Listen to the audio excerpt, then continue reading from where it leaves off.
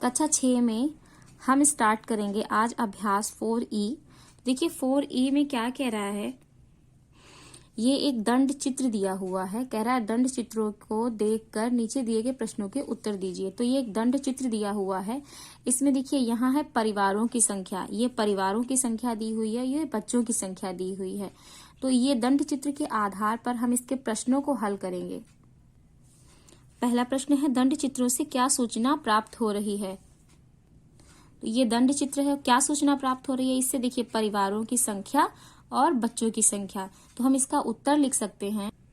तो उत्तर इसका क्या हो जाएगा कि दंड चित्रों से क्या सूचना प्राप्त हो रही है। उत्तर हो जाएगा परिवार व बच्चों की संख्या। यही उत्तर हमें इससे प्राप्त हो रहा है। दूसरा प्रश्न है, कितने परिवारों में केवल एक बच्चा है। तो जब दंड चित्र देखेंगे हम, तो देखिए यहाँ पर ये जो संख्या है यह 1 लिखा हुआ है। आप अपनी अपनी बुक में देखिएगा तो दिख जाएगा। 1 2 ये 3 लिखा है, ये 4 लिखा है, यहाँ 5 है और यहाँ पर 6 है। इसका मतलब ये है, यहाँ पर 0। इसका मतलब ये है कि देखिए यहाँ 50, ये पहली जो लाइन है 50 तक गई हुई है। पहला जो दंड है वो 50 तक गया है, मतलब 50 परिवार ऐसे हैं जिनमें केवल एक बच्चा है। उसके बाद 90 परिवार ऐसे हैं जिनमें 2 बच्चे हैं। फिर यहाँ पर देखिए 40 तक है, तो कहा गया 40 परिवार ऐसे हैं जिनमें 3 बच्चे हैं। और 30 परिवार ऐसे हैं, ये देखिए 30 तक है, तो 30 परिवार ऐसे हैं जिनमें 4 बच्चे हैं। 20 परिवार, अब देखिए यहाँ पर ये 10 है और ये 20 है, और ये वाली जो लाइन है यह 10 और 20 के बीच में है। तो ये 10 और 20 है, यहाँ ये बराबर में लाइन है, तो यहाँ पर हम मानेंगे ये 15 है, क्योंकि बीच की संख्या मानी जाएगी। तो 10 और 20 के बीच में कितना आएगा, 15। तो ये वाली जो लाइन है यहाँ 15 है ये। तो 15 परिवार ऐसे हैं जिनमें 5 बच्चे हैं। अब देखिए यहाँ 10 है और यहाँ 0 है, तो 0 से 10 के बीच में जब हम कोई एक संख्या मानेंगे बीच की, तो वो यहाँ हो जाएगी 5। ठीक है, तो ये जो 5 परिवार है ये क्यों मानी हमने, क्योंकि ये वाली जो लाइन है वो यहीं तक दी हुई है। ये देखिए पूरा 10 तक यहाँ तक तो है नहीं, ये आधे में ही है, तो इसको हम मानेंगे 5। ठीक है, तो 5 परिवार ऐसे हैं जिनमें 6 बच्चे हैं। और प्रश्न क्या था, प्रश्न देखिए हमारा था कितने परिवारों में केवल एक बच्चा है। तो जब हम ये दंड आरेख देखेंगे तो देखिए एक जो है वो यहाँ पर दिया हुआ है ये, और ये कितने परिवार हैं, 50। तो पहले का उत्तर कितना हो जाएगा हमारा, 50। उत्तर पहले प्रश्न लिखेंगे हम ये, फिर उत्तर डालेंगे और उत्तर में यहाँ पर लिख देंगे 50, क्योंकि 50 परिवार ऐसे हैं जिनमें केवल एक बच्चा है। फिर 2 बच्चों वाले परिवार कितने हैं, कितने परिवार में 3 से कम बच्चे हैं। तो देखिए प्रश्न जब देखेंगे हम, मतलब कहा है कि 2 बच्चों वाले परिवार कितने हैं, तो 90 परिवार ऐसे हैं जिनमें 2 बच्चे हैं। 2 बच्चों वाले कितने परिवार हैं, 90 परिवार हैं जिनमें 2 बच्चे हैं। फिर कह रहे हैं कितने परिवारों में 3 से कम बच्चे हैं। तो जब हम दंड आरेख देखेंगे तो देखिए 3 बच्चे यहाँ तक हैं और 3 से कम का मतलब है 3 से कम सिर्फ 2 परिवार, मतलब 2 जगह। देखिए ये 2 और ये 1, तो 90 परिवार ये हैं जिनमें 3 से कम बच्चे हैं, और 50 परिवार ये हैं। तो 90 और 50 को हम देंगे जोड़, यही हो जाएंगे हमारे 3 से कम, और जब दोनों को जोड़ेंगे तो टोटल उत्तर आ जाएगा हमारा 140। अगला प्रश्न देखेंगे, कह रहा है 3 से अधिक बच्चे वाले परिवारों की संख्या बताइए। तो 3 से अधिक किस किस में, जब हम दंड आरेख देखेंगे तो देखिए 3 से अधिक, यहाँ पर तो 3 ही है। अब ये ना ये देखने हैं ना 3 का देखना है, देखना क्या है 3 से अधिक। तो ये परिवार देखिए 30 परिवार ऐसे हैं जिनमें 4 बच्चे हैं। फिर 15 परिवार ऐसे हैं जिनमें 5 बच्चे हैं, और 5 परिवार ऐसे हैं जिनमें 6 बच्चे हैं। अब क्या करेंगे हम, ये 30, 15 और 5 ये तीनों संख्याएं जोड़ देंगे, और जो उत्तर आएगा वही, जो हल आएगा वही इसका उत्तर होगा। तो जब हम हल करेंगे 3 से अधिक बच्चे वाले परिवारों की संख्या कितनी है, तो कितनी हो जाएगी 30 + 15 + 5। जब जोड़ेंगे तब हमारा कितना आ जाएगा, यहाँ पे ये हो जाएगा 15 × 5 = 20, और 20 और 30 = 50। टोटल उत्तर हमारा आ जाएगा 50। अगला है, कह रहा है सबसे अधिक बच्चों वाले कितने परिवार हैं। तो ऐसे कितने परिवार हैं जिनमें बहुत ज्यादा बच्चे हैं। जब हम इसका हल देखेंगे तो देखिए सबसे ज्यादा बच्चे किस परिवार में, कितने परिवार हैं, 5 परिवार। 5 परिवार ऐसे हैं जिनमें 6 बच्चे हैं, यही तो है सबसे अधिक बच्चे। तो ये कितने हैं, 5 परिवार हैं। तो उत्तर इसका कितना आ जाएगा, 5। इसका उत्तर हो जाएगा 5। तो देखिए अब हम हल करेंगे दूसरा क्वेश्चन। कह रहा है वर्ष 2000 से 2006 के बीच एक फैक्ट्री द्वारा निर्मित स्कूटी की संख्या निम्नलिखित सारणी द्वारा दर्शाई गई है। तो ये एक सारणी दी हुई है, यहाँ वर्ष दिए हुए हैं, ये स्कूटी की संख्या दी हुई है। तो इस सारणी के आधार पर हमें एक दंडारेख बनाना है और फिर इन प्रश्नों के उत्तर देने हैं। तो देखिए सारणी हमने यहाँ पर बना ली है। इसके आधार पर जब हम दंडारेख बनाएंगे तो देखिए एक इस तरीके से लाइन खींचेंगे और एक इस तरीके से। अब यहाँ हमने वर्ष लिख लिए हैं और अब हमें स्कूटी की संख्या जो दे रखी है वह स्कूटी की संख्या के आधार पर हमें दंडारेख बनाने हैं। तो सबसे पहले हम ले लेंगे, इसमें सबसे छोटा नंबर कौन सा है, सबसे छोटा नंबर है 600। तो 600 सबसे छोटा है, इससे थोड़ा कम और लेंगे तब हम दंडारेख की शुरुआत करेंगे। हम 200 से भी स्टार्ट कर सकते हैं और 300 से भी स्टार्ट कर सकते हैं, लेकिन 200 और 300 में छोटा नंबर 200 ही लेंगे और उसी से स्टार्ट करेंगे। तो देखिए सबसे पहले हम यहाँ पर रखेंगे 2, 4, 6, 8, 10 और 12। तो यहाँ हम नंबरिंग लिख लेंगे। देखिए यहाँ रखेंगे 200, 400, 600, 800, 1000 और 1200। ठीक है, इस तरीके से हमने लिख लिया है। अब कह रहा है कि वर्ष 2002 में 800 स्कूटी बनकर तैयार हुई हैं। तो देखिए वर्ष 2002 कहाँ पर है, ये है वर्ष 2002 और यहाँ 800 स्कूटी बनी है। तो यहाँ 800 तक जाएंगे और यहाँ पर एक दंडारेख इस तरीके से बना देंगे हम। तो ये हो गया वर्ष 2002 का। फिर है 2003। तो 2003 में बता रहा है कि 2003 में 600 स्कूटी बनके तैयार हुई हैं।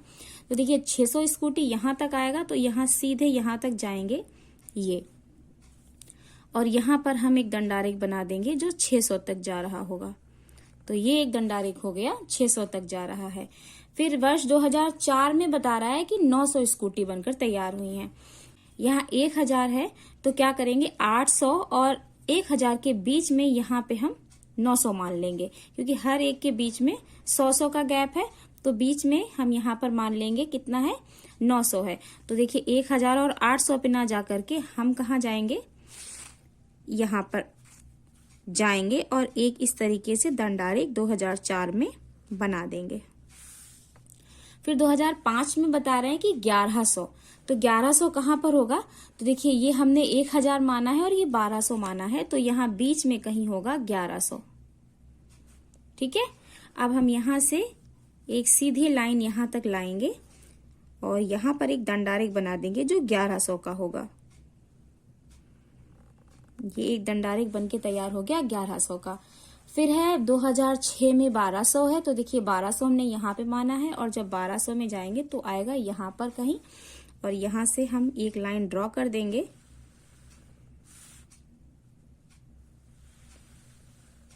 ये देखिए ये हमारा दंडारेख बन करके तैयार हो चुका है। अब इस दंडारेख के आधार पर हम इसमें जो प्रश्न दिए हुए हैं उन्हें हल करेंगे।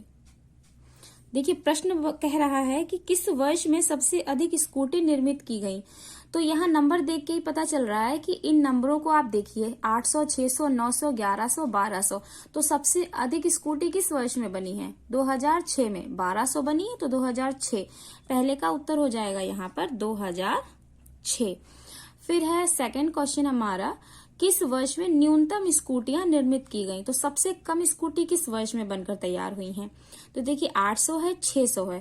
तो 800 600 में 600 छोटा है, तो सबसे कम स्कूटी जो बनके तैयार हुई है वो है 2003 में। तो इसका आंसर हो जाएगा हमारा 2003।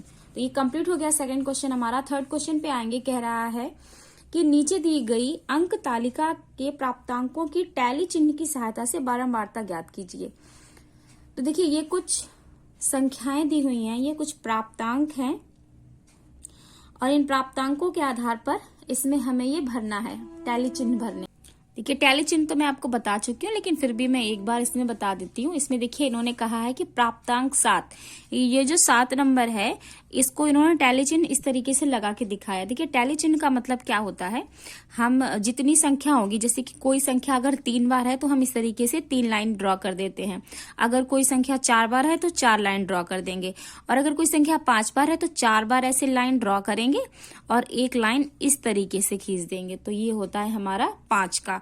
फिर अगर 6 लाइन है तो देखिए 1 2 3 4 5 5 हो गई, और छठा जो नंबर होगा उसके लिए एक अलग से लाइन खींच देंगे इस तरीके से।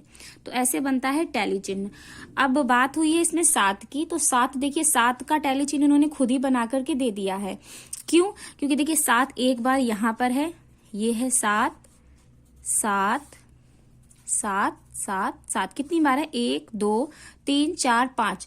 तो इन्होंने देखिए टैली चिन्ह बनाकर दिया है 1 2 3 4, 4 लाइन इस तरीके से ड्रॉ की है और एक इस तरीके से। ये हो गया इसका टैली चिन्ह, मतलब 5 बार 7 दिया हुआ है, और बारंबारता 5 हो गई इसकी कि 5 बार दिया हुआ है। ऐसे ही 9 इन्होंने 2 बार यहाँ ड्रॉ किया है, 2 लाइन ड्रॉ की है और यहाँ पर 2 लिख दिया है। तो टैली चिन्ह का मतलब होता है उतनी लाइन बना देना, और बारंबारता का मतलब होता है संख्या लिख दीजिए। बारंबारता मतलब बार बार कौन सी संख्या आ रही है, बार बार कितनी बार, ये होता है बारंबारता। तो बार बार 7 बार कितनी बार आया है, 5 बार। 9 बार मतलब बारंबारता कितनी बार, 2 बार आया है। अगला नंबर हम लिखेंगे, तो देखिए कोई भी नंबर हम ले सकते हैं इसमें यहाँ पर। तो हम देखिए 7 हो गया, 9 हो गया, इन्होंने यहां से शुरुआत की। सबसे पहले 7 था तो 7 की बारंबारता निकाल दी, फिर 9 था तो 9 की बारंबारता निकाल दी। अब इसके बाद 8 है तो हम 8 की बारंबारता निकाल देंगे। तो यहाँ 8 है, हम लिखेंगे 8 कि हम 8 की बारंबारता निकाल रहे हैं। अब देखेंगे कि 8 दिया कितनी बार है। तो देखिए 1 2 3 4 5, 8 5 बार दिया है, तो हम टैली चिन्ह बनाएंगे 1 2 3 4, 4 ये हो गई और एक इस तरीके से खींच देंगे, ये हो गई 5। और बारंबारता मतलब बार बार कितनी बार आई है, तो 5 बार आया है, ये हो गया इसका बारंबार।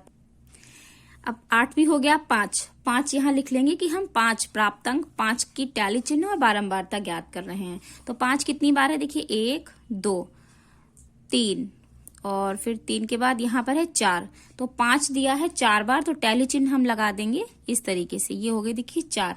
बारंबारता मतलब कितनी बार आया है, तो 4 बार आया है, ये लिख देंगे 4। इसके बाद अगला नंबर है, देखिए 5 की हो चुकी, अब 6, यहाँ 6 लिखेंगे, और 6 की जब ज्ञात करेंगे तो देखिए 6 एक बार यहाँ पर है, 2 3 4 4 5 6, कितनी बार है, 6 बार है। तो टैली चिन्ह लगाएंगे 1 2 3 4, ये 5 और फिर ये एक 6, ये हो गया 6 बार। और बारंबारता कितनी बार है, 6 बार है, तो यहाँ लिख दिया 6। 6 के बाद संख्या आ रही है 9, और 9 की देखिए निकाल चुके हैं, तो 9 को नहीं निकालेंगे, अब लिखेंगे 4। 4 की जब निकालेंगे तो 4 यहाँ पर 1 बार 2 बार और फिर यहाँ पर 3 बार, कितनी बार है, 4 3 बार है, तो टैली चिन्ह लगा देंगे इस तरीके से 3 लाइन, और यहाँ लिख देंगे 3। अब है 7 कितनी बार है, देखिए 7 तो निकल चुका है, 4 हो गया, 4 के बाद अब है 10, तो 10 है, 10 का कहाँ, 10 कितनी बार दिया हुआ है, 1 बार यहाँ पर है, 1 बार यहाँ पर है, 10 केवल 2 बार दिया हुआ है, तो यहाँ लिखेंगे हम 10 और यहाँ लिख देंगे 2 लाइन और यहाँ लिख देंगे 2, ठीक है। 10 के बाद अब बात आती है 8 की, देखिए हम निकाल चुके हैं, 7 भी निकल चुका है, 4 भी निकल चुका है, अब बचा है 3, तो 3 की नहीं निकली है, 3 लिख देंगे यहाँ पर। और 3 कितनी बार दिया है, देखिए 1 यहाँ दिया है, 2 3 दिया है 3 बार, तो हम टैली चिन्ह लगाएंगे 3 और यहाँ लिख देंगे हम 3। उसके बाद अब कोई संख्या नहीं बची है, देखिए 5 का निकल चुका है, 4 का, 6 का, 8 का, 10 का, सभी संख्याओं की बारंबारता और टैली चिन्ह हमारे कंप्लीट हो चुके हैं। तो अब ये क्वेश्चन कंप्लीट हो गया। अब है क्वेश्चन नंबर 4, कह रहा है अजय के विभिन्न विषयों के प्राप्तांकों का प्रतिशत निम्नवत है। तो ये देखिए कोई बच्चा है अजय, और अजय के मार्कशीट में ये हिंदी में 35 नंबर आए हैं, अंग्रेजी में 35, गणित में 60, विज्ञान में 60, सामाजिक विज्ञान में 70। करना क्या है, करना है यहाँ पर क्वेश्चन कह रहा है, देखिए उपयुक्त आंकड़ों को दंड चित्र द्वारा निरूपित कीजिए। तो इसका भी दंड आरेख बनाना है, जैसे हमने इस वाले क्वेश्चन में बनाया था सेकंड में, वैसे ही इसमें भी दंड आरेख हमें बनाना है। तो ये सारणी हमने बनाकर तैयार कर ली है और दंड आरेख बनाने के लिए बताया। सबसे पहली चीज जो है, देखिए एक इस तरीके से खड़ी लाइन और एक इस तरीके से पड़ी हुई लाइन, लेटी हुई, ठीक है।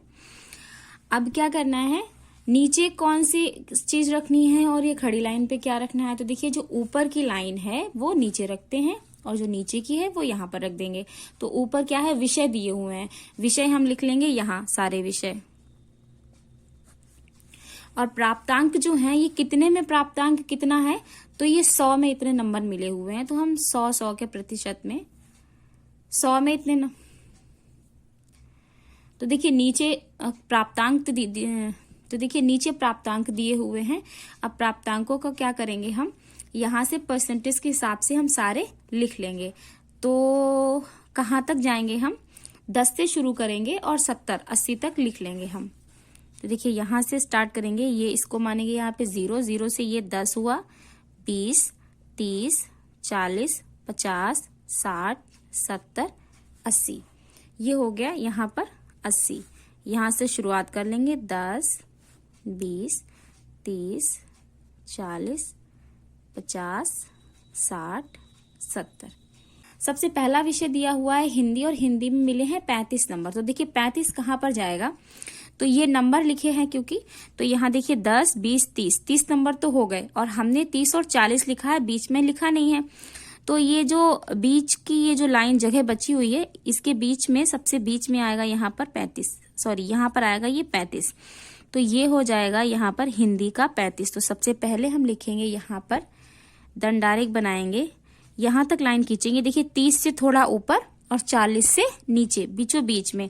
तो ये क्या हो जाएगा, ये हो जाएगा हमारा 35 नंबर का हिंदी। सेकंड है हमारा अंग्रेजी में भी 35 नंबर है और गणित में है 60 नंबर। तो गणित में 60 नंबर है, यहाँ पर जाएगा और फिर इसमें 35 है, तो यहाँ दूसरा हम लिखेंगे अंग्रेजी और ये भी इतना ही जाएगा जितना हिंदी का दंड आरेख बनकर तैयार हुआ है। तो ये हो गया हमारा यहाँ पर अंग्रेजी, बराबर रहेंगे दोनों क्योंकि दोनों में बराबर नंबर हैं। और फिर जाएगा हमारा गणित का जाएगा यहाँ 60 तक क्योंकि इसमें 60 नंबर मिले हैं। तो देखिए 60 तक यहाँ गया और ये यहाँ पर दंड आरेख बनकर एक तैयार कर हो गया। तो ये हो जाएगा हमारा गणित। उसके बाद है विज्ञान में मिला है 40 और सामाजिक विज्ञान में है 70। तो देखिए अगला हम यहाँ से शुरू करेंगे और 40 कहाँ पर है, ये तो इसके सीधे यहाँ पर आएंगे, 35 से थोड़ा ऊपर यहाँ पर जाएगा 40। ये हो गया विज्ञान का। और फिर अगला आएगा सामाजिक विज्ञान और इसमें है 70 नंबर। तो 70 देखिए यहाँ से 60 से ऊपर जाएगा ये यहाँ तक, ये हो जाएगा सामाजिक विज्ञान। तो ये दंड आरेख बन करके इसका तैयार हो गया। तो ये एक्सरसाइज कंप्लीट हो चुकी है, उसमें 4 ही क्वेश्चन थे और चारों हमने हल कर लिए हैं।